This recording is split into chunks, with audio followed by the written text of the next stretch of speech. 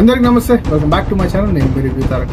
ఈ ఆగస్ట్ 10 తారీఖున 3 సినిమాలు బాక్స్ ఆఫీస్ బరిలోకి వెళ్ళడం జరిగింది. 2 తెలుగు సినిమాలు ఉన్నాయి. దాంట్లో ఇంకొక సినిమా తమిళ్ డబ్బుడ్ సినిమా. మొదటి సినిమా కోసం మనం మాట్లాడుకుంటే ద గ్రేట్ పూరి జగన్నాథ్ గారు నిర్మించిన సినిమా డబుల్ ఇస్మార్ట్ శంకర్. ఇది ఇస్మార్ట్ శంకర్ 1 కి సీక్వెల్ గా వచ్చిన ఇస్మార్ట్ శంకర్ 2.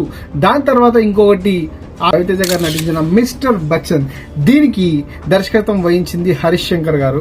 ఇతను తెలిసిందే కదా, ఉన్న స్టోరీలో దానికన్నా పక్క స్టోరీలో రీమేక్ పైన చాలా గ్రిప్ తో చేశాడు. దాని తర్వాత ఇంకొక సినిమా వచ్చింది తంగలన్, ద గ్రేట్ చియాన్ విక్రమ్ నటించిన తంగలన్ సినిమా. ఈ సినిమాకి దర్శకత్వం వహించింది పా రంజిత్.